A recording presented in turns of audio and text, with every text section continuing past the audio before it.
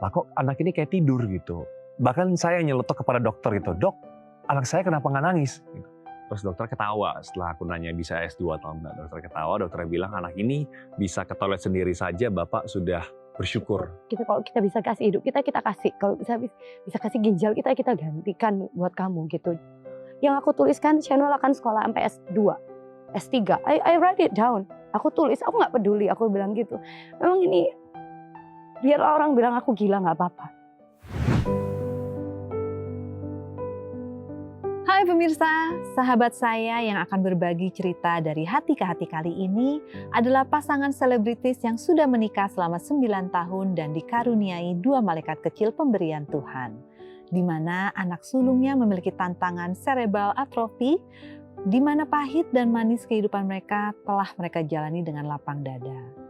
Di tengah keputusasaan, mujizat Sang Pencipta selalu hadir menyemangati keduanya.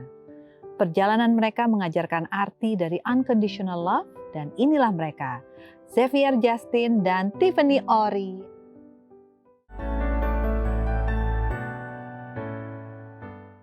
Hai, selamat datang. Halo. Hai kayaknya. Thank you for Seneng having us. banget sih bisa hadir di sini. Ini kalau saya ngomong unconditional love, tinggal di-follow saja Instagram mereka ya. Karena it's full with love. Padahal kalau kita yang memantau dari kejauhan tuh melihatnya, aduh hidupnya nih kayak penuh dengan tantangan, penuh dengan, kalau saya aja tuh nonton tuh khawatirnya tuh banyak. Gimana ya? Gimana ke depannya ya? Gimana menjalaninya hari ke hari ya? Tapi sebelumnya saya tuh sebenarnya penasaran ya, bahwa ternyata menurut data yang saya dapatkan, Jeffy ini aslinya bukanlah seorang yang pure dari dunia entertainment. Dia ini seorang pengacara. Is it true? Yes, dulu sempat jadi pengacara selama beberapa tahun, terus kemudian move to entertainment. Gitu. Kenapa? Pas itu aku tuh selalu punya mimpi pengen jadi impact, pengen jadi dampak yang besar bagi anak-anak muda gitu. Nah terus kemudian aku berdoa dan Tuhan jawab doaku karena gini, aku merasa kalau misalnya jadi lawyer ya dampaknya hanya dalam lingkup hukum saja. Apakah itu klien, apakah itu bisnis partner atau mungkin lawyer sama lawyer gitu. Tapi kalau aku jadi mungkin public figure, jadi influencer gitu, aku bisa berdampak bagi orang-orang yang mungkin follow aku dengan cakupan yang lebih luas gitu. Nah, so it's like a dream come true juga sih. Tuhan jawab doaku dan aku jadi ya sekarang ini public figure seperti ini. Itu sebelum atau sesudah ketemu Tiffany? Sebelum. Oh. Itu memang sebelum aku memang sudah ada panggilan seperti itu. Di Insight ada seperti itu. Gitu. Jadi kalian bertemunya itu kapan dan bagaimana? Coba sayang. Ketemunya waktu itu sebenarnya kita karena ada di dalam satu manajemen. Jadi aku udah setelah aku lulus kuliah, lagi kuliah, kemudian ada di dunia entertainment juga dari Idol. Terus jalanin berapa tahun terus ketemu sama dia. Jadi ketemunya sebenarnya karena kita satu manajemen gitu. Tapi sebenarnya jarang ketemu sih, lebih karena kalau versi dia ketemunya kayak di casting pas itu, casting film. Tapi belum saling mengenal. Belum saling kenal gitu. Jadi kalau kita satu manajemen, jadi semua anak-anak manajemen itu disuruh casting film lah gitu. Nah aku sudah selesai, sudah mau cabut, sudah mau balik, terus tiba-tiba dia masuk telat gitu. Jadi nggak pakai ngantri, nggak pakai apa, ini anak kuliah gitu ya, langsung masuk saja tanpa makeup, cuma lipstick saja. Tapi ketika dia masuk ke dalam ruangan tuh kayak slow mo gitu. Jadi dunia itu seakan begitu pelannya gitu karena begitu cantiknya dia. Nah jadi pas masuk seperti itu dia casting, ya puji Tuhan memang nggak dapat film itu tapi dapat istri, dapat pacar ketika itu. Saya dapat bocoran bahwa perjuangan Xavier untuk bisa pendekatan dengan Tiffany ini bukanlah hal yang mudah. Benar. Bahkan Tiffany cenderung untuk menghindar. Iya. Kenapa sih cowok ganteng gitu? Kenapa tuh?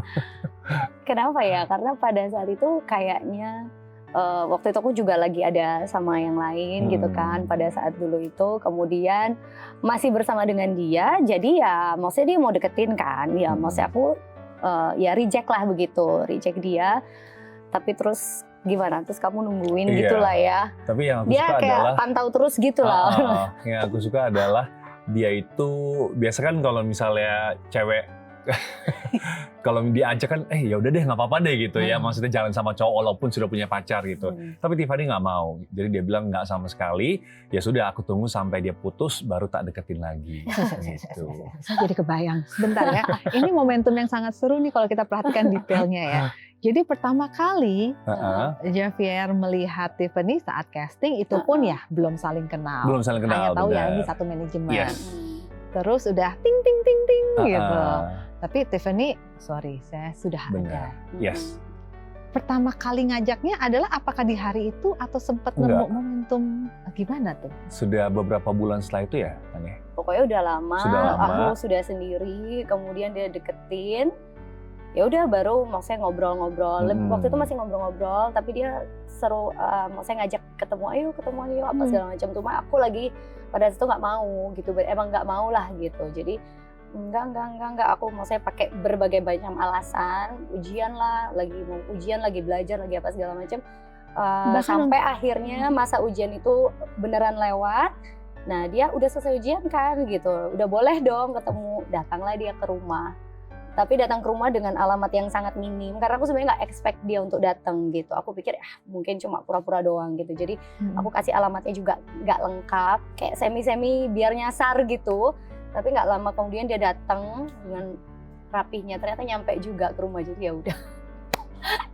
Izin ke mama papa, ketemu mama papa, kita izin keluar rumah, terus begitu kita keluar bukan langsung kayak pergi nonton atau apa, tapi diajak ketemu mamanya. Jadi hari pertama aku bahkan belum mengenal dia, aku udah kenal mamanya, dia udah kenal orang tua aku gitu. Jadi kayak di hari pertama padahal kita belum kenal gimana, belum pernah ketemu, belum pacaran pada saat itu, tapi langsung ketemu orang tua. Jadi udah izin gitu. Bahkan kalau anak muda sekarang bilang hangout bareng aja tuh enggak sebelumnya. Iya. Iya. Tunggu, bisa dapat alat. Lagi ngapain sampai dikasih alamat tak lengkap itu? Itu kayaknya memang sudah sangat ingin memiliki kali. Karena emang aku tahu bahwa ini wanita tuh luar biasa karena yaitu tetap setia gitu. Jadi aku yakin kalaupun nanti one day kita jadian, dia juga akan tetap setia sama aku. Gitu. Jadi karakter itu malah menjadi penilaian dirimu ya. Saya maaf ya pemirsa, saya ini penasaran membayangkan ketika Tiffany akhirnya memberikan alamat rumah. Itu gimana mintanya tuh Javier? Karena dia udah minta dari lama, dia udah kayak mau ketemu, ayo kapan mau ketemu, ngajak jalan lah, ngajak ngedate lah. Cuma aku memang nggak mau gitu, emang kayak males gitu, kayak males lah gitu. Kayak mungkin ini cowok juga cuma asal doang gitu, kayak aku nggak mau gitu. Jadi lama gitu ngobrol-ngobrol doang, cuma zaman BBM ya dulu ya kan, BBM. Karena dia terus. Aku kayak, nanti ya habis ujian, which is tuh kayak masih 3 bulan ke depan ya. Kayak ujian aku masih bulan Agustus lah gitu, jadi masih lama. And then pas momen itu sampai udah selesai, aku udah lupa dipikir kayak, ini anak pasti enggak lah gitu, kayak cuma pura-pura. Tapi ternyata dia masih minta, jadi aku, ini udah kayak last chance ya, udah aku lihat deh nih orangnya bener apa enggak. Aku kasih alamat yang nggak lengkap, harapannya kayak supaya nggak jadi datang lah gitu. Ternyata 1 jam kemudian dia beneran nyampe di depan rumah dengan celana jeans, boots merah, pakai sabuk, baju kotak-kotak. Aku sampai inget. Lucu. Dan kesan pertama waktu itu, ini tinggi banget, aku nggak mau. Ini ketinggian orang, ini ketinggian buat aku, karena aku ngelihatnya gini dulu. Jadi ya itu kesan pertama. Tapi aku lihat, oh ya ini orang berarti sungguh-sungguh lah gitu, niat gitu. Ya udah deh. Dan dibawalah ke rumah. Langsung ketemu papa dan mama. Karena aku nggak expect dia datang, aku nggak tahu. Jadi maksudnya nggak prepare gitu. Jadi kayak datang, tapi mami ada teman aku datang, siapa? Oh ini, oh iya gitu. Jadi ya ketemu papa mama karena dia tiba-tiba datang. Terus ya aku langsung kenalin papa mama. Ya izin, ya kamu langsung izin ke mami aku. Langsung. Tante, saya mau ajak Tiffany jalan. Nanti sore saya pulangin apa segala macam. Oh ya oke, kenalan papa. Terus dia bawa aku pikir mau kayak ke mall, mungkin kita mau makan, mau nonton. Tapi instead dia bawa aku ke rumah mama, langsung ketemuin mamanya dan dia nggak ngomong, jadi aku kayak shock. Dibawa ketemu mamanya, I barely know you gitu. Sebelum kita ngajak anaknya jalan, permisi langsung sama orang tuanya itu. Nah itu yang mungkin orang-orang sekarang tuh, generasi sekarang nggak ada ya mungkin ya. Jadi sopan santun itu, tata krama itu, jadi mampir ke rumahnya, langsung ngobrol dengan orang tuanya, minta izin secara langsung. Begitu pula dengan ketika aku sudah jemput Tiffany langsung ke rumah aku dan minta izin sama mamaku juga gitu. Itu mama papanya Jeffy nggak kaget, lu kok tiba-tiba bawa anak perempuan ke rumah, ini siapa? Boleh ditanyakan. Iya. Lumayan kaget sih, cuman ya karena mungkin dilihat cantik, blasteran bule gitu ya. Oh ya udah silakan. Tapi karena dia sama mamanya juga deket banget, very jadi close. apapun itu dia, maksudnya sampai umur segini pun dia maksudnya apa-apa kalau ada hal-hal yang penting di dalam hidup dia pasti telepon, dia pasti izin, dia pasti apa. Dan buat kita berdua family itu ya yang terpenting lah dalam hidup, jadi nggak bisa lepas. That's why kebawa lah, walaupun maksudnya masih muda, tapi aku bisa lihat kenapa waktu masih usia kita pacaran dulu umur berapa ya, 20-an gitu, sudah terbawa, maksudnya izin orang tua, apa-apa kasih tahu mama, kasih tahu papa. Mungkin zaman sekarang kan kayaknya kuno ya, kayak nggak asik lah, norak gitu ya. Maksudnya anak muda cenderung kayak kita berdua aja dulu, nanti orang tua nanti, malah kadang suka sembunyi-sembunyi. Tapi yang aku suka, yang aku bersyukur kita laluinya dengan baik gitu. Dan aku berdoa biar ini bisa jadi teladan buat anak-anakku aja minimal gitu, supaya mereka melihat teladan mama papanya, maksudnya bangun hubungan seperti apa, nggak boleh diem-diem, nggak boleh di dalam gelap istilahnya gitu, semua terbuka, itu jalannya lebih enak. Restunya juga lebih enak lah, terang gitu jalannya, jadi semua orang, papa mama semua tahu gitu. Berapa lama pacarannya sampai akhirnya memutuskan untuk menikah? Berapa sayang? 3 tahun ya. 3 tahun sih waktu itu, dari kita umur berapa ya, 23 mungkin ya. 23, aku sama Justin beda 1 tahun, jadi 23 pada 25 kita menikah, dia 26, udah sampai sekarang. Selama 3 tahun itu apa pandangannya Javier terhadap Tiffany? Apakah memang dari pandangan pertama feeling itu sudah emang benar, she is the one, lalu semakin diperkuat, atau sempat di tengah-tengah ngerasa I don't know? Dari awal ngeliat sih memang saya sudah suka sih. Jadi memang jatuh cinta pada pandangan pertama kalau akunya ya. Kalau kamunya kayaknya enggak ya? Enggak sih. Jujur banget.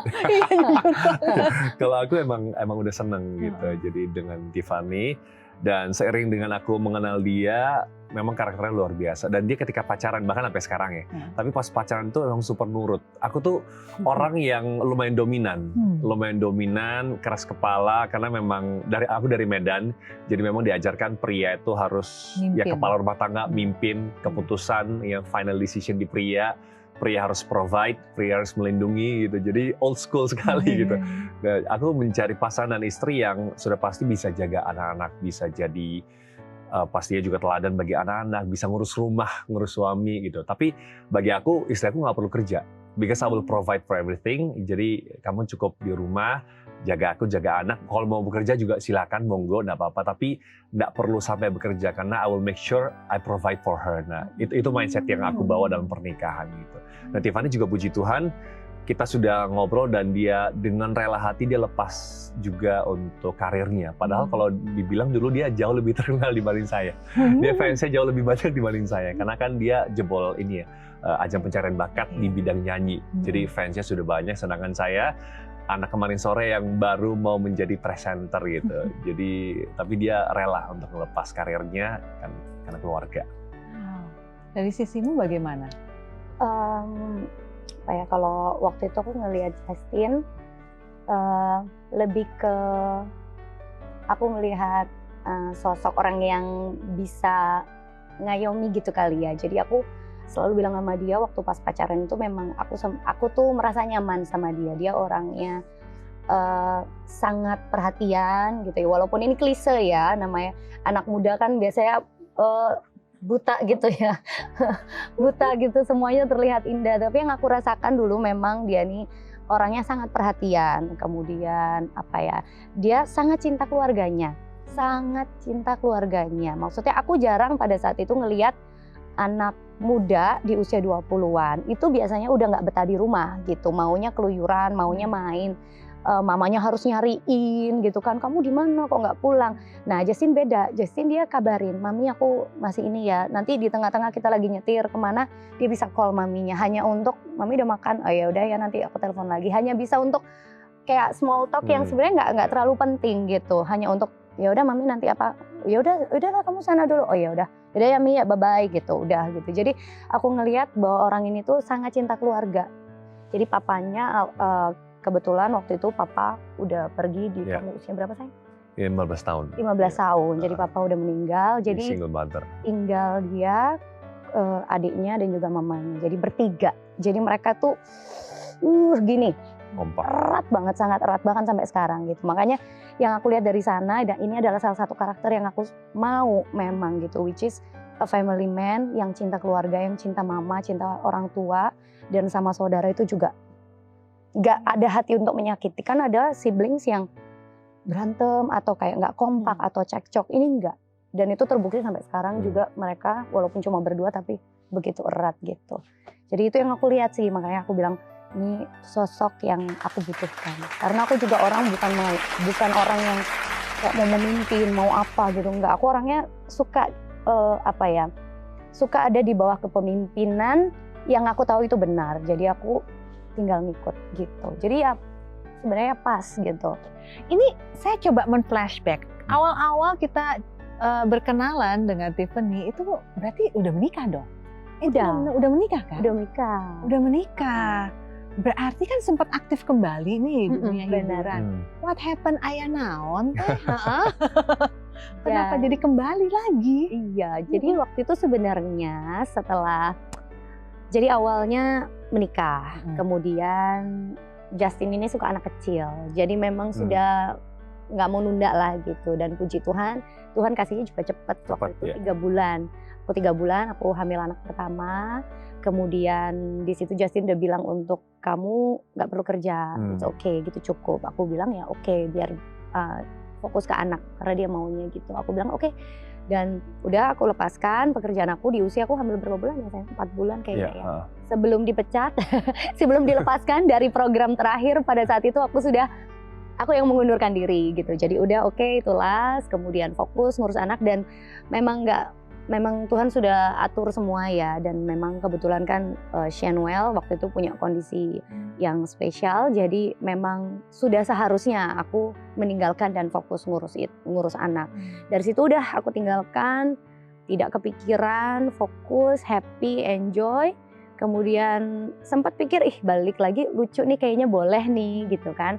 Sambil berusaha mengembalikan berat badan gitu ya, tapi itu pun mau cari yang sebenarnya kayak deket-deket aja gitu ya. Makanya kemudian pas udah hamil anak kedua, udah selesai, aku bilang nih kalau ada yang deket sih lucu nih sambil ngisi-ngisi kegiatan. Jadi hanya untuk kayak keluar 1 jam dari rumah and then go back home gitu-gitu aja sih. Sempet sih waktu itu sempat balik untuk ngambil yang acara-acara yang pendek-pendek durasinya. Tapi kemudian aku rasa kayaknya panggilan aku bukan di sini, kayaknya aku merasa gitu. Jadi no longer satisfy me gitu, dan aku temukan sukacita aku temukan kebahagiaan aku. I find my fulfillment di dalam rumah with my kids, with my children gitu. So, dan puji Tuhan aku punya privilege untuk kalau aku tidak bekerja itu nggak apa-apa. So I take that privilege untuk aku bisa ada di rumah. Jadi mungkin buat beberapa orang tadinya wanita karir misalnya, which I used to be juga, maksudnya aku juga ada karir di dalam entertainment, tapi aku tinggalkan. Nah biasanya kan kayak berat atau dianggap sebagai sebuah pengorbanan gitu. Justin kalau bilang iya Tiffany berkorban waktu itu, tapi buat aku pribadi aku bilang ini bukan pengorbanan gitu, karena maksudnya aku dengan rela hati melakukannya, dan justru maksud aku pengorbanan terbesar aku ya maksudnya I take care of my kids, itu ya itu yang aku sukai, aku cintai. Jadi kalau ada orang nanya berat nggak ninggalin, enggak sama sekali. Aku benar-benar enjoy. Ya aku bersyukur sama tahun-tahun yang telah ada kemarin. Tapi pas aku udah masuk ke dalam rumah tangga, ngurusin anak-anak, aku merasa itu fulfill gitu. Jadi nggak ada kayak hampa, terus kayak merasa, aku mami tinggalin ini buat kamu loh, itu nggak ada. Jadi kayak I do it happily gitu. Dan aku menikmati, sampai hari ini pun aku menikmati gitu. Gimana rasanya Justin mendapatkan istri yang mengambil keputusan bahwa saya prefer untuk ada di rumah? Ini kan sesuai dengan keinginan. Benar, itu cek juga, check the box itu. Karena ada beberapa mungkin wanita di luar sana yang memilih untuk tetap berkarya gitu ya, dan itu juga mungkin nggak salah, karena memang ya ada beberapa yang panggilannya seperti itu dan passionnya seperti itu, dan puji Tuhan Tiffany itu passionnya keluarga sih, jadi family comes first. Dan kalau aku sebagai tugasnya ya provide for them, bahkan harus lebih dari cukup. Jadi dia nggak perlu mikir soal itu, dia bisa fokus kepada ngurus aku, ngurus rumah, dan juga ngurus anak-anak gitu. Karena Shanuel kan butuh special attention ya, jadi special care. Jadi mungkin ini special case juga bagi keluarga kami, di mana kalau bisa Tiffany pun sekarang kan ada bisnis juga, ada online shop juga gitu ya. Jadi tetap di rumah gitu. Jadi semuanya run from the house, tidak meninggalkan rumah terlalu lama karena Shen butuh kami. Gitu. Cerita lebih dong mengenai Shen. Sayang duluan. Shanuel itu berkat Tuhan, Kak. Yeah. Shen it's a blessing, dan kita gak bosan-bosan yang ngomong ini sama dia setiap hari. Kita selalu shower her dengan pujian. Always kita selalu make sure anak ini penuh hatinya gitu di dalam rumah ini. Biarlah dunia mungkin keras, dunia mungkin gak bisa menerima dia. Maksudnya it's not easy tinggal di zaman yang seperti sekarang. Tapi I wanna make sure bahwa home is a safe place. Mami, Daddy is here. Niko, Koko, adiknya di sini. Jadi aku mau pastikan bahwa di luar yang Mami nggak bisa kontrol, Mami nggak bisa kontrol.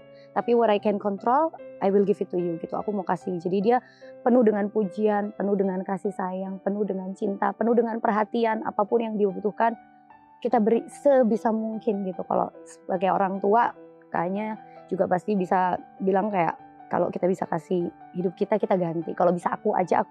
Tapi dunia kan nggak bisa seperti itu ya. So what can I give to them, to my kids, ya aku akan beri gitu. Jadi, dan Shanuel ini tantangan ada, tapi anak ini nggak pernah bikin kita susah sekalipun. Nggak pernah menyusahkan kita, nggak pernah membuat kita malu, nggak pernah membuat kita kayak hancur hati atau apa, nggak pernah. Dia selalu jadi sumber sukacita kita ini ya anak-anak ini, Kak. Selalu membawa sukacita di dalam rumah, apalagi Shen. Selalu gitu. Anak ini tuh anak yang ceria, anak yang semangat, cerdas, pinter, di luar keterbatasannya, belum bicara, belum bisa melangkah mungkin ya. Tapi itu kan fisik, hatinya itu luar biasa anak ini. Ya. Pada saat saya kurang begitu tahu, bagaimana mengetahui pertama kali bahwa kondisinya baby kalian, Shen, pada saat itu memiliki keterbatasan? Apakah sejak masih dalam perut atau memang sudah harus saat lahir baru diketahui kondisinya? Kalau dalam perut aman, Kak. Kita bahkan sudah 3D, jadi USG 3D, dan semuanya aman, nggak ada masalah sama sekali. Pregnancy juga sehat, vitamin semuanya lengkap. Karena ini adalah first baby kan. Dan saya orang Medan pasti sudah ciakpo dan lain sebagainya gitu ya. Jadi udah persiapkan yang terbaik. Karena ini adalah cucu pertama juga bagi orang tua kami juga gitu. Jadi it's a very special moment lah. Sudah kami persiapkan yang terbaik sekali gitu. Nah tapi ketika lahir Shen, itu saya ingat karena saya yang record. Gitu. Jadi saya record pakai kamera, semuanya aman dari awal bukaan pertama gitu ya, harus ngeden semuanya sudah oke. Nah sudah masuk ke meja operasi, itu secara normal, kita nggak sesar gitu, secara normal, dan saya masih rekam gitu. Jadi babynya keluar, puji Tuhan Tiffany juga sehat gitu. Tapi setelah saya rekam babynya keluar, dan saya ingat sekali itu dari awalnya Shen itu kelihatan hanya rambutnya beberapa gitu. Dari beautiful itu saya rekam terus. Nah pas keluar itu yang saya bingung adalah ketika keluar saya rekam sampai detik ke 1, 2, 3, 4, 5 anak ini nggak ada suara gitu. Nah jadi sampai saya rekam saya bingung sendiri lah, ini bukan biasa saya lihat di TV-TV. Sekali melahirkan pasti langsung kan gitu, suaranya kenceng sekali gitu. Terus maminya nangis, dipeluk, dicium gitu. Tapi case-nya berbeda ketika saya rekam Shanuel. Lah kok anak ini kayak tidur gitu. Bahkan saya nyeletuk kepada dokter gitu, dok anak saya kenapa nggak nangis? Gitu. Dan dokternya nggak ngejawab apa-apa, dokternya juga bingung ketika itu. Langsung Shanuel ditaruh di dada maminya, tapi tidak ada pergerakan yang signifikan. Jadi ya seperti lemas tertidur lah gitu. Kemudian langsung dibawa ke satu tempat, dipasang selang, dipasang tes untuk detak jantung dan lain sebagainya. Itu udah chaos di sana gitu, dan kita juga udah realize something's wrong gitu di sana gitu. Bahkan sampai ketika itu juga gemesnya adalah bahkan sampai dokter jaganya mungkin juga bingung gitu, ini pasangnya gimana gitu, sampai harus dokter anestesi kita yang masuk untuk pasang selang, gini loh caranya gitu. Jadi kayak ya udahlah gitu. Kalau flashback mungkin ada beberapa kegemesan di sana gitu. Ya, karena mungkin Indonesia gitu ya. Jadi kita juga ya udah gitu. Penanganannya sudah seperti itu, tetap nggak nangis sampai beberapa saat ya sayangnya. Sampai nggak nangis, sampai aku udah keluar sebuah ayat firman Tuhan. Aku bilang, ya udah sayang kalau memang seperti ini, ya Tuhan yang memberi, Tuhan yang mengambil, terpujilah nama Tuhan gitu. Karena memang anaknya itu udah kayak nggak bernyawa Kak. Karena lemes gitu, lemes dan sudah sedikit membiru ya sayangnya. Karena memang tidak ada tangisan gitu. Nggak ada oksigen. Nggak ada oksigen gitu. Nah kita baru tahu bahwa betapa pentingnya baby ketika dia lahir dia harus nangis. Karena kalau dia nggak nangis, asupan suplai oksigen ke otak itu terhambat gitu. Nah itu bahaya sekali gitu. Nah bahkan orang dewasa pun kalau misalnya kecelakaan kena otak, kalau dia nggak nafas gitu atau dia pingsan lebih lama daripada yang seharusnya, dia itu bisa kena cerebral palsy atau ya seperti kelumpuhan otak gitu, cedera otak gitu. Nah itu yang terjadi pada Shen gitu. Jadi Shen nggak nangis, terus juga saya ingat sekali sampai harus dipakai untuk alat monitor detak jantung. Ya baby baru usia berapa detik gitu kayak langsung seperti itu lumayan horor sih bagi kami. Kami kaget sekali dan bahkan langsung dilarikan ke NICU juga. Kami nggak bisa lihat baby kami. Biasa kalau orang mau selamatan kepada anak kan datang ke rumah sakit gitu. Dia selamat, dia bisa foto dengan anaknya. Kami nggak bisa sama sekali karena kita tidur di ruangan yang berbeda gitu. Dia di NICU sampai berapa hari. Dan bahkan dikatakan Shen ini nggak mau tidur karena dia seperti ada gerakan seperti kayak kejang gitu, repetitif gitu. Jadi anak ini terus memukul dirinya sendiri, makanya awalnya Tiffany sampai berkata, ini anak ada seperti birthmark ya, ada lahir di dagu, karena biru gitu ya. Rupanya itu karena Shen gitu. Ada gerakan repetitif yang dia nggak bisa kontrol sehingga menyebabkan dia biru, gitu, lebam di hari pertama. Jadi pas esok paginya kita bisa ngecek dia, aku lihat pada saat itu kita belum ngerti apa-apa. Yang penting anaknya udah ditangani, jadi kita harusnya udah aman gitu.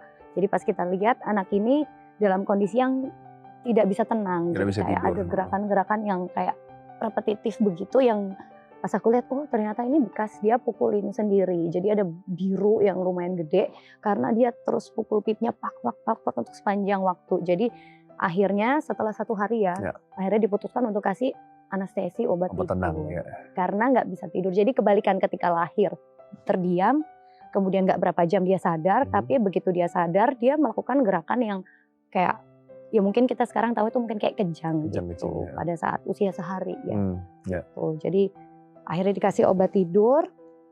Dan setelah itu dokter memutuskan untuk MRI, tapi kami nggak tega karena baby sekecil itu harus dikasih obat tidur dengan dosis yang lumayan tinggi untuk dia bisa MRI. Itu yang mungkin kami berdua belum bisa terima di sana, dan kami memutuskan hari keberapa sayang? 8 ya. 5 Pak 6. Ya 6 lah ya. Hari ke-6 kita memutuskan untuk kita bawa pulang Shen tanpa tahu ya Shen rupanya ada cerebral palsy itu gitu. Jadi pas itu kita masih belum tahu apa-apa. Kita cuma tahu anak ini keluar dengan keadaan lemes dan nggak nangis dan nggak ngomong, nggak ada suara sama sekali. Jadi setelah dibawa keluar pun kami yang harus alarm setiap jam untuk kasih dia susu karena dia nggak ada suara sama sekali. Silent gitu. Kayak di rumah. Ya. Jadi untuk tahu apakah dia sedang haus atau apa seperti layaknya bayi pada umumnya itu tidak. Awal-awalnya kami alarm karena nggak ada tanda sama sekali. Dan kalian kan new couples. Iya. Bagaimana menghadapi keadaan itu? Ini kan sesuatu yang tidak bisa kita dapatkan cerita dari orang banyak. Bener. Special case. Bener. Sempat down sih Kak pasti karena kami kan datang dari keluarga yang baik-baik saja. Jadi saya juga bukan orang yang merokok, bukan orang yang minum gitu. Tiffany juga sama gitu. Jadi jujur kami agak down kok bisa terjadi seperti ini gitu. Karena awalnya sampai dokter tuh mengira gitu, apakah kalian menggunakan drugs ya gitu ya. Karena sampai anaknya kejang seperti itu gitu. Kamu enggak sama sekali, kami nggak pernah menyentuh barang-barang seperti itu. Karena memang sudah bingung, dokter juga bingung suspek ini tuh apa yang terjadi, apa yang mengakibatkan dan apa yang terjadi seperti ini gitu. Ya kami bawa pulang dengan kondisi seperti itu dan saya juga ingat ya Tiffany juga pasti down juga ya sebagai seorang ibu gitu ya, harus, dan tantangan yang lumayan besar adalah untuk Shenol minum susu. Dia hampir selalu tersedak gitu. Karena rupanya anak-anak yang ada CP dia itu selalu kesulitan untuk menelan.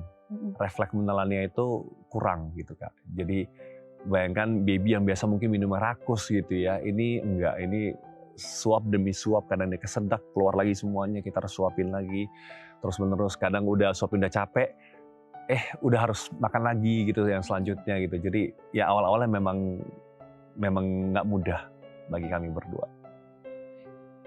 Bagaimana rasanya, Tiff? Bagaimana kamu bisa kuat?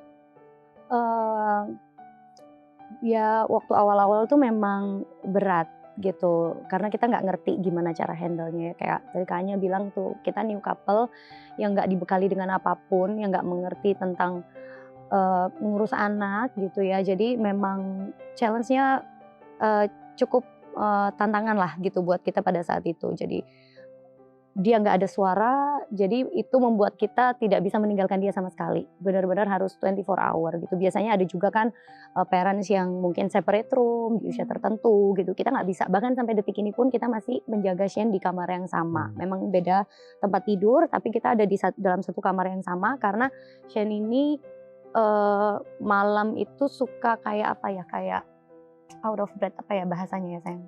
Ya gasping for air lah. Kayak gasping for air, tiba-tiba in the middle of the night kayak suka gitu. Kayak misalnya ada satu helai rambut yang tertutup di wajah dia nggak bisa kontrol dan dia akan kayak merasa mungkin dia ditutup bantal sehingga kita harus kayak standby gitu 24 jam gitu. Jadi maksudnya mata kita harus dekat sama dia sehingga kalau ada apa-apa kita langsung bisa tolong gitu. Karena dia nggak ada suara kan pada saat itu. Jadi makan itu kita yang waktu cek pipis pup juga dia nggak nangis, dia pipis, dia pup, dia apa, dia tidak ada suara.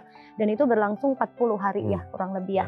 Jadi Shanuel ini pada saat itu 40 hari tanpa tangisan, tanpa suara. Jangankan tangisan, suara pun belum ada. Jadi not even kayak kayak little baby biasanya kan mereka ngeluarin suara atau apa. Ini pada saat itu dia belum. Di hari ke-40 ya, baru dia mulai ada rintihan-rintihan kecil. Akhirnya wah itu juga itu bertepatan dengan anniversary ya sayangnya. Iya, bertepatan anniversary kita yang setahun. Iya, itu dia mengeluarkan suara, itu seperti kayak kado bagi kami. Akhirnya anak kami bersuara. Akhirnya bersuara. Di hari ke-40 di anniversary kami. Gitu. Jadi biasa kalau orang lain anak itu nggak bisa diem, anak kita pengennya ngomong, pengennya bawel gitu, jangan diem aja gitu. Kebalik. Ya kalau kita kadang ke mall gitu, kita bawa anak terus ada orang tua yang kayak sepaneng gitu ya, apa bahasanya kayak stres gitu karena anaknya nangis. Berisik, ya kita gitu ya. Ya karena kita ada di sepatu yang berbeda ya, jadi maksudnya aku ngelihat kamu it's beautiful gitu, tapi memang pada saat itu ya namanya orang tua kalau waduh panik bingung malah bisa marah atau apa, tapi kita ngelihatnya sekarang kita sadar bahwa jangankan untuk achieve sesuatu di sekolah misalnya dapat nilai bagus, jangankan itu. Sebenarnya anak-anak ini mungkin orang pikir they flawlessly grow. Kayak, besok bisa apa, besok bisa apa. Mereka lupa bahwa itu semua pemberian Tuhan gitu. Jadi kayak, jangankan untuk itu semua, untuk dia bisa nafas, itu pun sebenarnya kayak sesuatu yang kita tiap hari kita syukurin gitu. Anugerah banget lah gitu. Untuk bisa ngomong gitu. Kadang anak ngomong, mamanya kayak, udah diam gitu. Kayak sampai detik ini Shanuel belum panggil mama atau papa. Padahal dia udah berapa sayang? 9 tahun ya? Ya, almost 9 years. Tapi kita enjoy, kita menikmati, it's okay aku bilang. Yes, sekarang puji Tuhan dia udah mulai mumbling kayak anak umur berapa ya, setahun gitu ya, gitu. Tapi belum mengeluarkan kayak kata gitu, memang belum gitu. Jadi aku banyak belajar dari Shane, banyak kayak bersyukur lah gitu perkembangan. Kayak anak bisa jalan umur setahun, tiba-tiba udah langkah. Orang pikir kayak ya emang harusnya gitu. Mereka lupa bahwa itu semua tuh pemberian Tuhan gitu. Perkembangan anak tahun demi tahun, milestone demi milestone, itu semua hadiah dari Tuhan. Itu perkembangan itu datangnya dari Tuhan gitu. Jadi aku kalau ngelihat sekarang, wah luar biasa ya, Tuhan itu baik gitu. Dia bisa kasih perkembangan buat banyak orang. Walaupun aku belum, tapi apa yang ada di Shanuel aku juga bersyukur gitu. Apa yang sudah ada sama dia sekarang aku sangat-sangat bersyukur gitu. Setelah Shanuel hadir, lalu Nicholas itu beda berapa tahun sama Shanuel? 2 tahun ya, 2 years. Pada saat hamil Nicholas sempat ada kekhawatiran nggak? Oh iya, ada. Aku pas hamil Nico itu aku nangis. aku belum ready pada saat itu. Tapi aku udah sering ngomong sama dia, jadi dia aman, dia tahu. Aku bilangnya pas dia tahu kita lagi berantem malah. Jadi lagi berantem, lagi kenapa ya? Mungkin lagi kesel kenapa lah gitu. Mungkin karena capek juga lagi kesel. Terus yaudah deh aku nganter Shane terapi ya gitu. Dia ke terapi sedangkan aku di rumah bekerja gitu. Terus ya memang pas itu udah ada tanda-tanda ya. Jadi kamu beli alatnya, terus kamu tes. Itu tesnya juga di tempat terapinya Shane. Di tempat terapi Shane. Jadi bukan di tempat yang luxury lah gitu, di tempat terapi ya dengan WC seadanya gitu. Terus suruh tes positif gitu. Terus baru telepon nangis ke aku ya. Terus saya bilang ngapain nangis, kan kita udah nikah. Ngapain nangis. Terus ya udah kita langsung tak ajak makan gitu. Karena wanita itu kalau lagi kesel karena memang kesel atau karena lapar ya kayak. Jadi kadang mungkin mereka lapar tak kasih makan udah happy. Baru happy, baru tenang. Jadi belum ready pada saat itu. Maksudnya ini secara manusia ya. Maksudnya kita ngelihat pada saat itu it's very real bahwa I'm not ready for another one. Secara badan, secara mental, kesiapan hati itu not the time lah gitu. Memang belum waktu itu pada saat itu kayak belum tepat karena lagi intensif sekali. Channel tuh terapi tuh Senin sampai Sabtu jam berapa ya?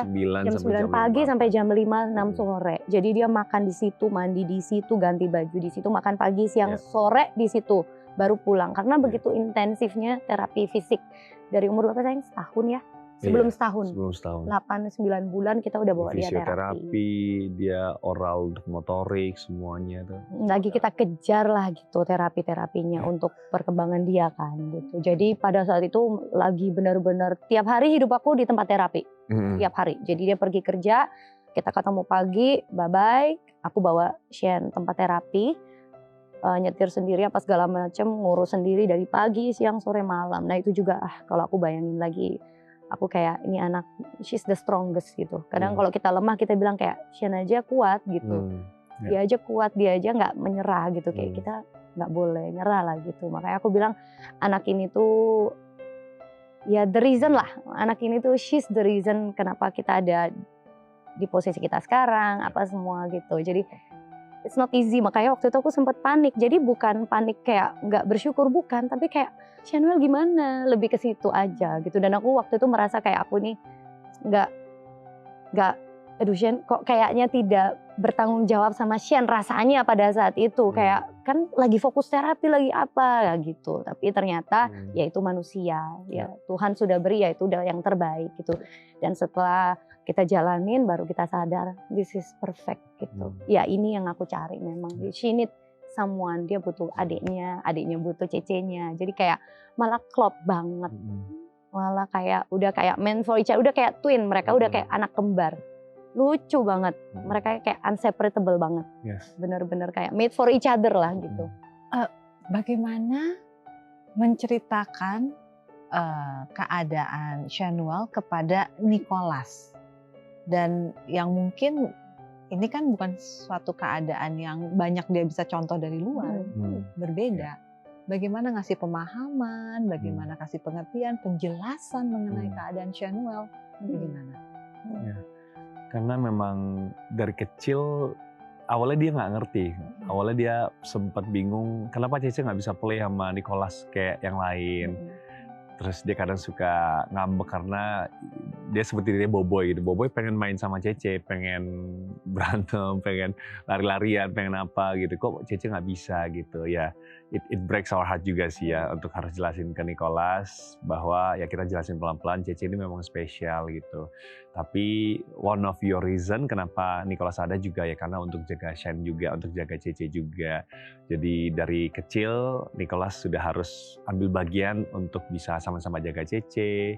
Jadi kalau Cece tiba-tiba jangan sampai terjadi, tapi kalau tiba-tiba kejang, Nicholas harus buruan lapor ke Daddy Mami gitu. Jadi hal itu yang kita tanamin, the sense of responsibility yang kita tanamin ke Nicholas, dan puji Tuhan dia bisa nerima sekarang sih. Jadi kalau ada apa-apa dia kadang suka ngalah juga sama Cecenya gitu. Yang paling sering itu ketika dia main, dia tuh orang perfeksionis gitu. Sama seperti maminya juga, pengennya rapi semuanya.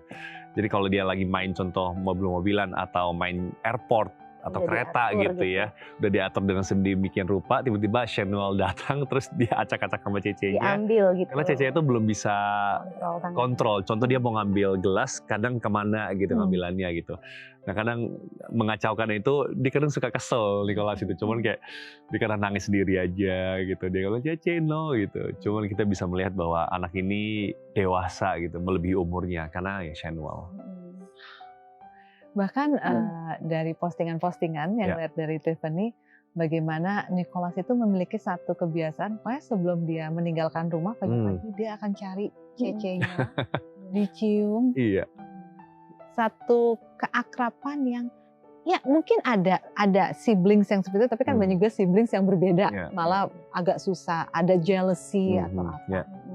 Bagaimana cara mendidik itu bisa akrab dan saling melengkapi seperti itu? Apa yang telah berhasil kalian lakukan? Nggak ada yang nggak berhasil Kak. Kita benar-benar masih belajar. Plus tapi aku dan Justin ini orangnya mau belajar gitu. Maksudnya kita ini orang yang kayak apalagi yang harus kita contoh, apalagi yang harus kita lakukan sehingga anak-anak meneladan. Karena aku yakin sekarang anak-anak ini udah lebih pinter gitu dan mereka nggak gampang kayak dikasih tahu nurut tuh kayaknya nggak semuanya seperti itu, nggak kayak zaman dulu gitu kan. Jadi aku sadar bahwa it comes from teladan gitu, from our role gitu. Jadi aku sama Justin tuh terus kita harus gimana ya, apa yang harus kita lakukan ya. Maksudnya ya kita beri contoh dahulu gitu, maksudnya gimana sayang Cece, gimana kita kalau mau pergi pulang selalu make yourself known, aku bilang gitu. I'm home, daddy's home, Cece's home gitu. Halo Cece. Jadi pertama kali nyampe rumah jangan langsung ke kamar sendiri, mainan sendiri, make yourself known. Kasih tahu Cece aku udah nyampe di rumah ya, aku mau ini dulu ya. Jadi itu jadi kebiasaan sekarang. Tapi dia dunya extra mile. Biasanya dia sampai peluk-peluk, sampai tarik-tarik rambut, sampai cium-cium gitu. Dia paling seneng sama wangi rambut Cece-nya. Jadi suka tarik rambut, suka diginiin gitu rambut Cece. Cium-cium, dia hirup-hirup gitu. Hirup-hirup, dia sayang-sayang. Terus dia juga kalau pagi, kalau Cece-nya udah bangun, dia akan samperin Cece-nya. Terus dia main ul-ulan gitu kayak. Terus kalau Cece-nya lagi nggak, misalnya lagi kemana gitu ya, nanti dia kayak Cece nggak mau sama Nicholas gitu. Oh enggak Niko nggak gitu. Cece bisa lagi bisa kayak ngambek gitu. Jadi dia kayak haus kasih sayang Cece-nya juga gitu. Jadi kalau Cece-nya nggak respon dia bisa kayak ya udah Cece nggak usah sama Nicholas gitu. Bisa gitu. Oh enggak, boy enggak. Cece sayang. Cuma Cece mungkin lagi mau gerak kemana, enggak kok. Cece sayang kamu. Jadi lucu gitu. Jadi mereka itu kayak haus kasih sayang satu sama lain gitu. Gitu sih. Dan aku juga selalu ngomong sama dia. Aku selalu, mungkin ini di teman-teman lain mungkin belum dikasih tahu, cuma karena kebetulan Cece lagi ngalamin kondisi begini, aku kasih tahu Nicholas di luar sana itu banyak orang yang punya kondisi-kondisi spesial gitu, bukan hanya yang seperti Cece, tapi yang lain-lain misalnya yang tidak punya anggota tubuh yang lengkap atau orang-orang yang misalnya tidak bisa duduk tenang, maksudnya mereka punya kesulitannya masing-masing. Aku kasih tahu dia gitu. Jadi anak ini aware kalau misalnya ada keluar rumah, mami itu kayak Cece ya? Iya, itu kayak Cece. They need assistance, they need our help. Jadi anak ini aware gitu. Maksudnya Hansa, kalau misalnya dia keluar rumah dia tahu, dia langsung tarik, mami itu kayak Cece. Iya kayak Cece benar. Sempat di dalam kelas ada temennya yang special needs juga dan guru bahkan sampai bilang Nicholas ini show special care, special attention untuk anak ini. Kadang kalau anak ini nggak bisa buka kotak makanan, jadi Nicholas yang bukain gitu. Jadi kayak ya berarti Nicholas, kita berhasil ya mendidik Nicholas untuk peka dan untuk ngerti ketika memang orang membutuhkan ya kamu harus bantu. Iya, supaya dia juga belajar bahwa di dunia ini tuh maksudnya nggak semuanya tuh seperti Nicholas yang bisa lari ke sana ke sini. Ada juga anak yang nggak bisa ditinggal mamanya. Ada juga anak yang makannya harus lebih lama. Nggak semuanya bisa cepet kayak Niko. Jadi maksud aku buka pikirannya bahwa dunia ini tuh banyak sekali orang-orang yang berbeda-beda gitu. Jadi Nicholas aware ya kalau ada kayak gitu-gitu, Niko aware. Berarti orang-orang ini butuh perhatian khusus, butuh kita ngalah misalnya kayak ibu hamil atau apa, stroller. Niko mundur kasih orang masuk dulu atau apa gitu. Jadi karena aku pengen anak ini tumbuh dengan apa ya, dengan hati yang aku pengen dia tuh tumbuh jadi anak yang baik gitu Kak. Ya seperti doa semua orang tua sih pastinya gitu. Tapi I really hope one day Nicholas tumbuh besar itu jadi anak yang punya empati, yang sopan santun gitu. Jadi di rumah aku juga kasih tahu, maksudnya you should love your Cece. Kalau Nico bisa mengalah, ambillah kesempatan untuk mengalah karena itu privilege gitu. Berarti Boboiboy berkorban buat orang lain. Kayak gitu-gitu aku sering gaungkan di rumah gitu. Pertanyaan saya berikut ini adalah pertanyaan yang mungkin banyak terlintas di benak orang pada umumnya. Tapi terkadang merasa ragu untuk bertanya, takut menyinggung. Jadi mohon maaf sebelumnya. Tapi melihat kondisi dari Shane Noel, apa persiapan untuk masa depannya? Apa ekspektasi, apa harapan, apa rencana? Kalau ekspektasi kita sebenarnya awal kita tahu tuh setelah Shane umur setahun nih. Belum 6-7 bulan. 6-7 bulan ya. Jadi itu kita bawa ke dokter dan kita sudah MRI, kita bawa ke dokter dan kita masih berekspektasi tinggi karena ini mungkin cuman global delay. Jadi ada pertumbuhan yang delay lah seperti itu. Dan kalau pertumbuhan delay kan mungkin tidak terlalu masalah. Ya paling dia akan mengejar tapi agak telat gitu. Tapi setelah kita bawa MRI dan setelah dibacakan oleh dokter dan dicek kondisi Shane Noel, dokter menyatakan anak ini ya ada cerebral palsy gitu. Nah itu yang menghancurkan dunia kami juga gitu, karena setelah kami cek cerebral palsy rupanya kondisi seperti apa, dan aku sempat iseng nanya kepada dokter gitu, itu sembari guyon sih. Aku nanya sama dokter, dok tapi anak saya masih bisa S2 kan? Gitu. Karena ini kan anak gadis, anak pertama. Kalau dia mau sampai profesor, dia akan kerja pokoknya siang malam lembur untuk Shane Noel gitu. Sampai Shane bisa mencapai mimpi Shane Noel gitu. Terus dokter ketawa setelah aku nanya bisa S2 atau enggak. Dokter ketawa, dokternya bilang anak ini bisa ke toilet sendiri saja, Bapak sudah bersyukur. Gitu. Jadi ayah mana yang bisa mendengar hal seperti itu, apalagi Tiffany, aku ingat sekali dia lagi gendong Shane, dia langsung tutup telinga Shane Noel, dia langsung lari ke pojok, dia langsung patahkan itu, dia bilang enggak, Shane tetap bisa kuliah, Shane tetap sehat, Shane tetap pintar gitu, karena dia nggak mau. Ya walaupun dokter nggak salah sih Kak, ya itu kan fakta ya, kebenaran itu medical gitu. Ya tapi kami mau memiliki iman yang beda, kami mau memiliki iman yang kalau kata dunia apa, tapi kami percaya bahwa masih ada mukjizat terjadi.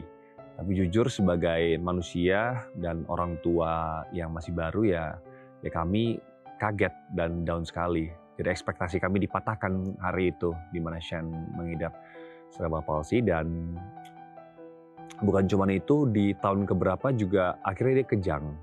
Gitu. Nah, kejang ini yang paling dihindari oleh semua orang tua yang anaknya punya cerebral palsy. Karena itu musuh utamanya. Sudah cerebral palsy, pelan-pelan dilatih dengan terapi, contoh sudah bisa berjalan gitu ya. Jadi mungkin bertahun-tahun, 5 tahun nih, dari 0 sampai 5 tahun bisa jalan, tiba-tiba dia kejang sekali, dia bisa balik lagi ke 0. Gitu. Jadi itu kemunduran yang drastis sekali gitu. Nah, anak mungkin umur berapa, 5 tahun mungkin udah bisa ngapain, ini pelan-pelan dilatih terus-menerus gitu ya. Udah bisa ngomong nih, contoh 10 tahun udah bisa ngomong, tiba-tiba dia kejang, dia nggak bisa ngomong lagi gitu. Jadi itu that dangerous lah gitu. Nah, sedangkan Shane Noel kejang. Nah, itu yang kita juga battle every day.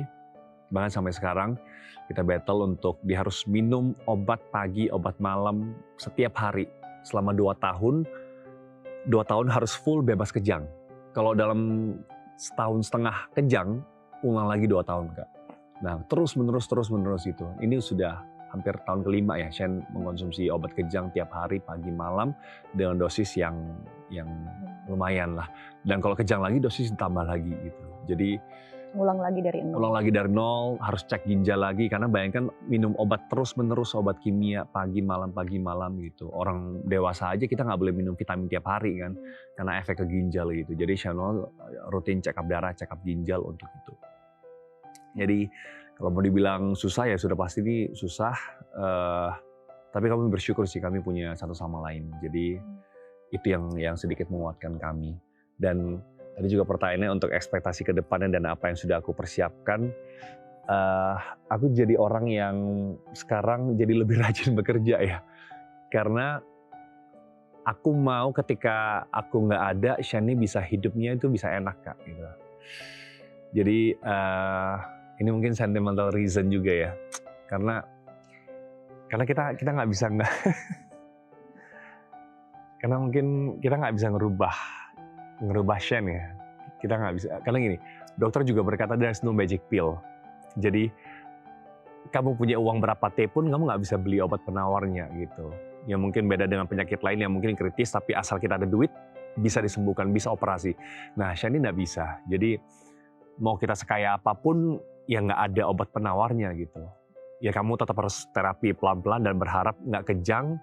Kalau kejang bisa balik lagi dari nol, ya you have to live with it gitu. Jadi yang aku bisa lakukan adalah I shower her every day with love. Aku berikan kasih sayang tiap hari itu, beritahu bahwa dia itu dicintai, dikasihi, mami stay home untuk dia, Nicola sayang dia, Dedi juga bekerja tiap hari untuk dia gitu. Jadi yang aku bisa lakukan adalah aku kerja keras sampai nanti ketika aku nggak ada, aku bisa nitipin warisan kepada Nicholas dan berkata, nah ini warisan besar buat kamu dan Cece kamu, jadi kamu jangan sampai terbebani bahwa harus ngurus Cece gitu. Nah karena soalnya beberapa keluarga ada yang ya saya dititipin Cece saya gitu, sedangkan saya sendiri belum punya ini, belum punya itu gitu. Jadi I promise to my kids gitu, dia akan kerja dengan begitu keras sampai kalian akan cukup nyaman dan kamu bisa beliin kursi roda Cece, bisa bawa Cece mungkin harus jalan-jalan kemana, kamu nggak perlu mikir soal itu dia yang urus gitu. Jadi itu yang at least saya bisa lakukan untuk anak-anak saya. Gitu. There's another side, ada sisi yang satu lagi kalau ditanya tentang ekspektasi.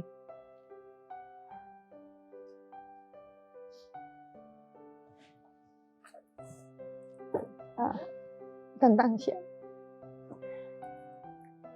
Ada sisi di mana kita memang mau. Ini aku nggak sedih, I'm happy gitu. Aku bersyukur banget gitu. Maksudnya hidup yang Tuhan beri buat aku, anak-anak yang Tuhan beri gitu. Memang kita nggak bisa pilih. Tapi apa yang Tuhan beri ini aku sangat syukuri sekali gitu. Aku bilang di sisi Justin, kita provide yang terbaik. Pokoknya anak kita nggak boleh susah, tidak akan sampai meminta-minta gitu. Makanya dia bilang, selama aku hidup kamu aman. Dan sampai Dedi nggak ada, Mami nggak ada pun, Mami pastikan kamu hidup pasti aman. Tenang aja, we will provide. Makanya kita bilang kayak gitu, kalau kita bisa kasih hidup kita kasih. Kalau bisa kasih ginjal kita gantikan buat kamu gitu. Jadi that kind of providing yang kita gila-gilaan lah, kita mau yang terbaik buat Shane gitu, sampai ketika kita nggak ada pun anak-anak ini akan hidup dengan baik gitu, terprovide semuanya.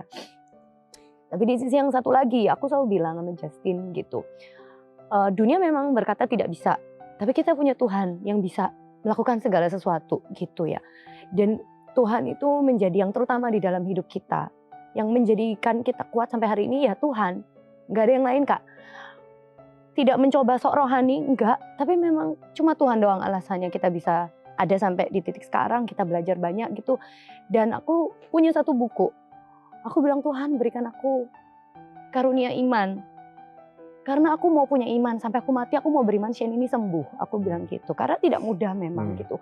Bahkan mungkin konyol ya, aku hampir tidak pernah cerita gitu, karena orang nggak bisa relate gitu dengan kondisi yang tadi Justin udah cerita, dengan tantangannya, dengan apa kata dokter.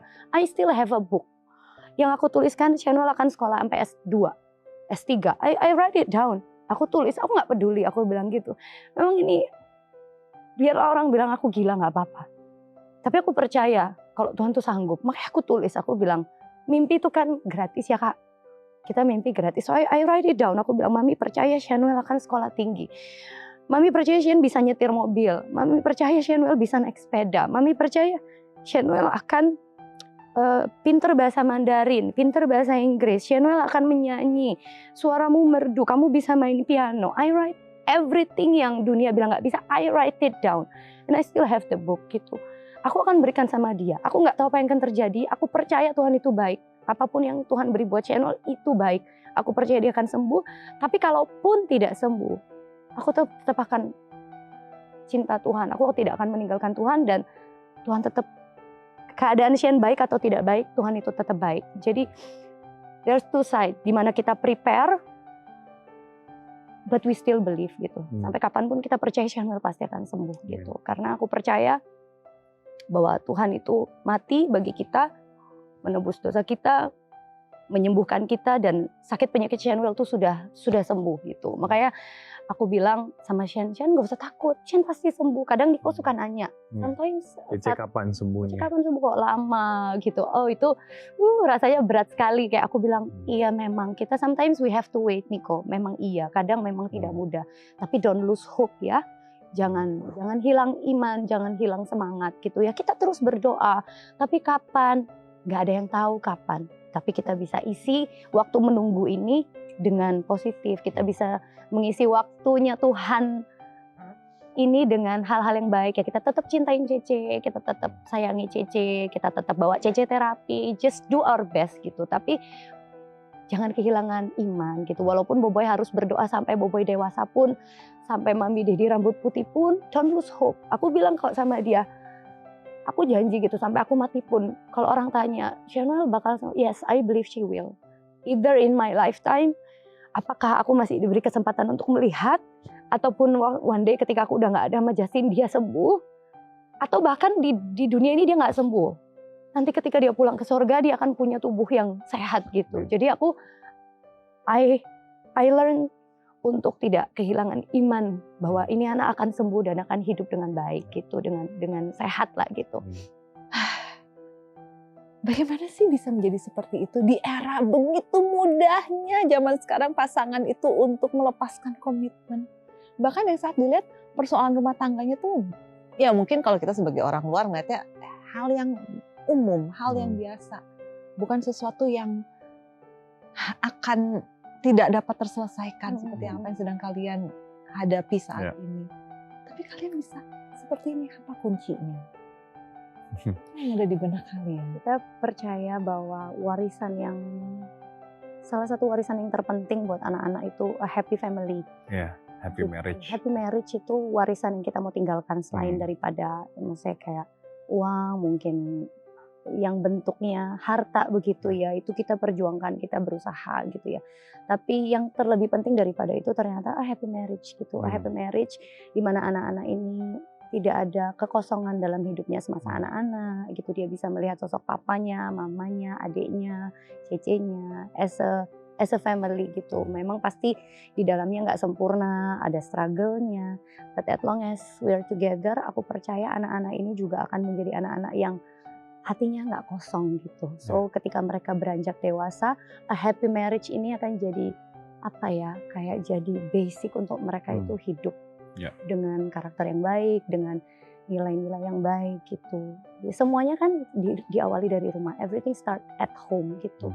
Kalau misalnya rumahnya baik, family baik, keluarga baik, tidak selalu memang. Tapi alangkah baiknya kalau kita bisa memberikan itu kan gitu. Itu yang kita perjuangkan supaya anak-anak ini punya a happy marriage ya, maksudnya anak-anak ada di dalam keluarga yang bahagia gitu. Itu yang kita perjuangkan. Makanya challenge sebesar apapun kita selalu ingat, maksudnya kita orang yang kayak mikirnya panjang gitu Kak. Maksudnya kita belajar untuk apa-apa itu tenang, tahan, coba pikirin dulu. Dengan begitu ya kita bisa lihat bahwa semuanya itu harusnya bisa diselesaikan supaya kita ngelihat ke depan ini anak-anak, gimana pun anak-anak ini salah satu yang terpenting juga dalam hidup kita. Jadi apa-apa kita mikir anak-anak. So, itu yang membuat kita tahan gitu ya sampai sekarang. Nggak pernah ada terucap yang aneh-aneh sih, nggak ada memang gitu.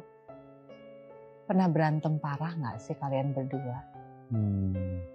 Berantem pasti ada sih ya. Ada. Berantem pasti ada, berselisih paham pasti ada. Tapi puji Tuhan we are mature enough dan kita juga ada komunitas rohani juga saling mengingatkan di sana gitu. Karena aku percaya komunitas itu akan membuat kita ke arah yang lebih baik atau lebih buruk gitu. So choose your friend wise gitu ya. Jadi kita ada di dalam komunitas rohani juga gitu. Kita digembalakan juga. Jadi kalau ada apa-apa tuh selalu ada ajaran. Jadi kita nggak yang kayak oh kita berantem ya udah pokoknya saya ngikutin ego saya, kamu ngikutin ego kamu, itu enggak gitu. Jadi kita tetap tahu bahwa ini berantem tapi mau sampai kapan dan mau kemana gitu. Karena ya Shen juga menjadi seat belt kita sih Kak. Jadi kalaupun mau gimana nggak bisa, kita mau ngerawat Shen sama-sama gitu. Jadi itu yang kita syukuri juga sih. Jadi kadang kalau misalnya kesal sama Tiffany juga kesal sama saya, ya kita akan mungkin take a break dulu. Ya mungkin saya bekerja atau saya fitness, Tiffany mungkin juga jaga anak gitu. Setelah berapa jam kita akan ketemu lagi dan kita akan say sorry gitu. Jadi itu sih poinnya adalah nggak yang lagi panas terus kita adu lagi, enggak gitu. Jadi kita take a break, kita refleksi diri kita sendiri, kita doa sama Tuhan, baru kita ketemu lagi, kita ngebahas tentang hati yang tenang. Karena pada akhirnya kita pikir nggak ada yang lebih penting daripada maksudnya tanggung jawab kita sama anak-anak ini besar sekali gitu. Jadi itu membuat kita kayak kalau bisa semakin tahun bertambah semakin mature gitu, nggak yang kayak apa ya aku bilang kayak anak kecil gitu ya. Karena mostly kan sebenarnya hal-hal yang sederhana kan gitu, hal-hal yang kayak receh-receh gitu karena kita berusaha menjadi dewasa lah gitu. Jadi hal-hal yang memang nggak terlalu matters gitu ya, hanya keegoisan gitu. Kita berusaha kalau bisa jangan sampai matahari terbenam gitu. Kita komitmen kita jangan sampai matahari terbenam. Artinya jangan sampai lewat hari. Biasanya kalau sudah lewat hari, itu iblis sudah mengintip untuk masukin kepahitan, kebencian gitu. Jadi kita batasi, kita komit gitu. Jangan sampai matahari terbenam, kalau bisa kita udah beresin gitu. Nggak harus langsung kayak romantis, nggak. Tapi minimal we can talk about it gitu. Dan kalau memang nggak terlalu matters, ya sudah gitu. Karena kita selalu ingat kita harus ada buat anak-anak, kita harus ada perhatian kita ini jangan sampai kebagi dengan gondok gitu. Nanti anak-anak siapa yang ngurus, siapa yang mau main, siapa yang mau ngeliatin gitu. Kita selalu ingatnya anak-anak gitu. Jadi ya membuat kita lebih dewasa lah. Gitu. Dalam berkomunikasi, pasangan suami istri mau udah berpuluh-puluh tahun menikah ataupun yang masih baru menikah, itu biasanya tetap masih ada hal-hal yang dalam hati susah terungkap. Saya mau bantu. Oke. Saya mau bantu, tapi bukan saya yang membantu, tapi ini yang akan membantu. Fishbowl-nya. Yes, fishbowl-nya. Jadi di sini ada beberapa kertas berisikan kalimat yang belum lengkap. Kalimat itu silakan nanti dibacakan. Adalah kalimat yang dirasakan oleh mungkin diri Tiffany kepada Justin, begitupun sebaliknya Justin kepada Tiffany. Silakan diambil masing-masing satu kartu. Jangan ambil semua ya sayang. Kartu ya. Oh boleh sih kalau semuanya mau dibaca. Oke, udah. Soalnya mau dibahas. Iya, silakan. Nanti ganti-gantian. Silakan. Yes. Siapa? Mau Tiffany dulu atau mau Justin dulu? Oh masih ada satu kartu dulu. Aku buka ya. Oke.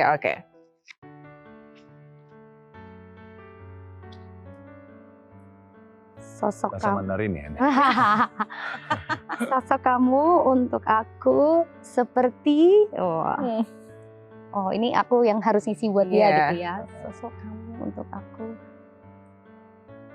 seperti sosok kamu untuk aku itu seperti sosok laki-laki yang memang sudah aku dambakan dari aku masih muda. Sosok laki-laki yang bisa menjadi suami yang mengasihi, menjadi seorang ayah yang provide, yang ada buat anak-anak dan cinta sama anak-anak. Sosok papa yang sempurna buat anak-anak dan suami yang sempurna buat aku. Tuh ya, buat aku seperti itu.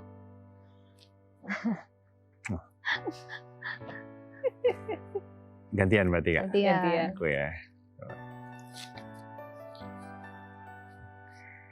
Tanpa kamu hidup aku mungkin akan lebih baik. Tanpa kamu hidup aku mungkin akan tak berwarna. Karena aku tuh hidup aku tuh selalu ada dia gitu. Jadi dari pagi sampai malam-malam tuh yang bisa bikin aku tidur tuh adalah ketika Tiffany ngomong gitu. Tapi aku tidur. Obat tidur ya? Kayak dongeng ya. Kayak dongeng bener. Jadi kadang kan kita ketemunya malam dongeng. Soalnya kayak tadi pagi aku sudah berangkat syuting gitu, sudah berangkat kerja dari pagi. Kadang juga kerjanya aku lagi ada program masak-masak di hutan gitu kan, pulang malam gitu. Jadi malam kadang aku udah capek banget, besok harus syuting subuh lagi. Jadi kadang aku suka ngobrol sama dia tapi aku ketiduran. Tapi aku pengen dia ngomong gitu. Jadi kalau misalnya dia berhenti ngomong, Han, kamu ngomong lagi apa gitu. Jadi dia tau gak sih ngobrol cerita terus sendiri. Jadi antara dengar atau nggak dengar saya terlelap gitu. Jadi ya itu yang small things yang I appreciate dengan Tiffany juga. Dan dia nggak marah. Biasa ada yang kayak, kamu dengerin aku gak sih? Kok kamu tidur gitu? Dia enggak. Dia tahu kelemahan aku tuh ada di kasur. Jadi dia mengerti akan hal itu. Dia tahu aku juga sudah lelah bekerja. Jadi hal-hal small things yang dia tidak ganggu aku tidur, tidak ganggu istirahat aku. Dia care dengan aku di sana dan kemudian juga ya dia ngomong gitu. Nanti mungkin besok harus diulang lagi. Tapi tetap dilakuin karena dia sayang sama aku. So ya nggak berwarna kalau nggak ada kamu. Dan Nicholas jadi kayak dia juga, yang anak cowok aku. Jadi dia gitu juga kalau tidur dia, Mami tell story, aku tell story, nanti dia tidur. Ini kok kayak dia makin lama makin mirip ya gitu. Kalau Mami ngomong jadi tidur. Iya, dia bilang gitu, lucu. Ya bahasa kasih di rumah gitu ya. Cerita ngomong gitu. Bagi Justin dan juga Tiffany, apa yang paling disyukuri satu sama lain? Justin dulu, apa yang paling disyukuri dengan kehadiran Tiffany dalam hidup? Dia ini very tough, she's very strong gitu. Dari kecil pun dia sudah jadi tulang punggung untuk keluarganya. Jadi anak yang sangat rajin sekali. Nggak pernah capek, nggak pernah lelah. Dia mau dibangunin jam 3 pagi pun nggak masalah, nggak ada yang kayak aduh capek gitu. Jadi tetap on, tetap semangat, tetap ngejaga keluarga. Mau traveling di mana, kita kemarin traveling di KL, capek banget. Tapi dia tetap ngutamain keluarga gitu. Udah makan belum, minum apa semuanya diurus gitu. Jadi selfless woman, very tough. Kadang kita yang tepar duluan, tapi dia tetap strong demi keluarga. Apalagi dengan adanya Shane seperti ini, ya dia juga yang membantu aku tetap kuat menjadi tiang doa, penolong dalam hidupku. Jadi bersyukur banget.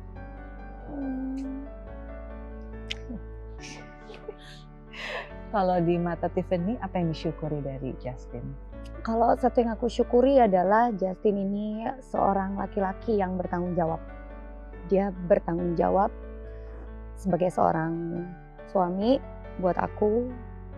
Dia orang yang setia, dia orang yang dia tuh mau rush home gitu. Selalu dari sejauh apapun dia pergi, dia tuh udah tersetting untuk pulang gitu. Dia selalu pulang gitu. Jadi hatinya tuh di rumah. Jadi kemanapun dia pergi, hatinya itu di rumah gitu. Jadi itu yang membuat aku aman dan tenang kemanapun dia pergi. Aku tahu dia pasti akan pulang gitu. Hatinya itu udah tersetting, udah nyantol di dalam rumah, di dalam keluarganya. Yang kedua, dia juga dia bertanggung jawab atas anak-anaknya. Dia yang mikirin masa depan anak-anaknya. Dia orang yang paling gak mikir kalau buat diri dia pikir 10 kali, 20 kali dia tunda untuk beli sesuatu, misalnya untuk melakukan sesuatu buat diri dia bandingkan, dia nanti deh. Tapi untuk anak-anak itu dia orang yang paling, kalau bisa beli 2, kalau bisa beli 3 gitu. Sebanyak atau nanti buang, nggak kebanyakan. Oke, nanti kalau perlu gimana. Jadi orang yang selalu mengutamakan keluarga gitu. Jadi orang yang sangat bertanggung jawab, yang mungkin pada saat aku ada di rumah papa mamaku, aku kurang melihat sosok itu, laki-laki, maksudnya papa atau bagaimana. Dengan masa lalu aku belum melihat contoh yang sebertanggung jawab dia. Jadi di masa aku sekarang dewasa, aku nggak habis-habis mengucap syukur sama Tuhan gitu. Nggak habis-habis aku ucap syukur. Aku diberikan pasangan, suami yang bertanggung jawab. Itu salah satu yang paling penting. Yang aku rindukan juga untuk anak-anakku. Bahwa kamu punya papa yang bertanggung jawab. Nggak usah khawatir gitu. Itu membuat aku happy, buat aku bahagia. Thank you. Penantian yang luar biasa, menanti Tiffany melepas yang lalu, mendapatkan pilihan yang tepat. Memang feeling itu, intuisi itu terkadang jangan disingkirkan ya. Itu berbicara sesuatu loh ternyata, benar. Aduh, Tiffany, Justin, terima kasih banyak. Terima kasih. Terima kasih yang sudah berbagi, tidak hanya cerita tapi sumber kekuatan. Yes.